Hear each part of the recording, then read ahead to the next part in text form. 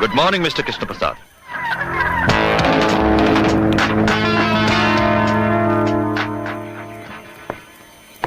बिना अपॉइंटमेंट के और तुम यहाँ?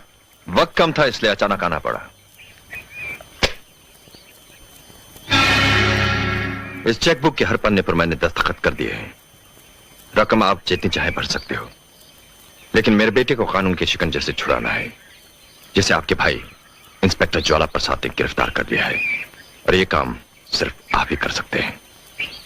तुम्हारे बेटे को जमानत की जरूरत है, हमारी नहीं। जानता हूं, मगर रद्द कर दी है जमानत कोर्ट ने, इसीलिए तो आपके पास आया हूं। भूले महाकाल कि जिस अर्जुन को तुमने सजा दिलवाई थी हमारे हाथों, वो दरअसल बेकसूर था। उसकी मां और उसके भाई के खून के बावजूद सजा अर्जुन को मिली। जाती तहकीकात के बाद जब तक हमें पता चला, हम अर्जुन को सजा दिलवा चुके थे, और अर्जुन की बेगुनाही का सबूत कोई भी नहीं था हमारे पास। और जो सबूत नीलम के पास थे, सो तुम्हारे बेटे ने नीलम का खून करके वो सबूत भी खत्म कर दिए। और अब महाकाल, तुम्हारे बेटे को कानून के लंबे और चौड़े हाथ, वो जहां कहीं भी होगा, जैसे भी होगा, खींच लाएंगे। इसका मतलब आप मेरे बेटे को नहीं छुड़ाएंगे?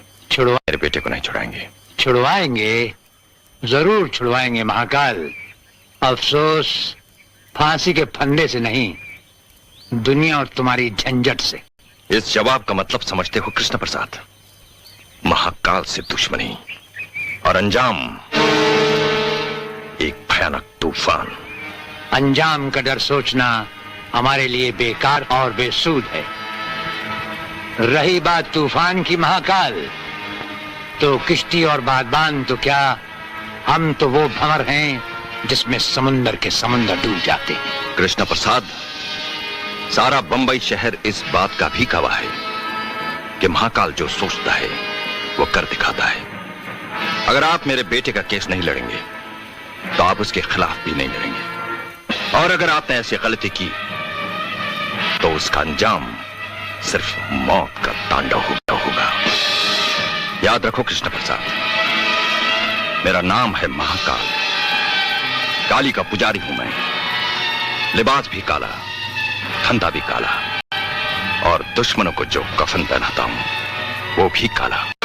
काले धंधे वाले, ये अपने काले धन की सफेद चेकबुक तो लेता जा। रुको, एक बात हमारी भी सुनते जाओ काली के पुजारी।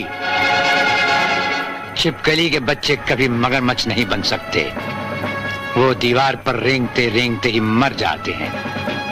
कृष्ण प्रसाद को दुनिया एक कानूनी पंजा कहती है, और वो पंजा एक शेर का है जिस पंजे में कानूनी मुजरिम आकर कुचला जाता है।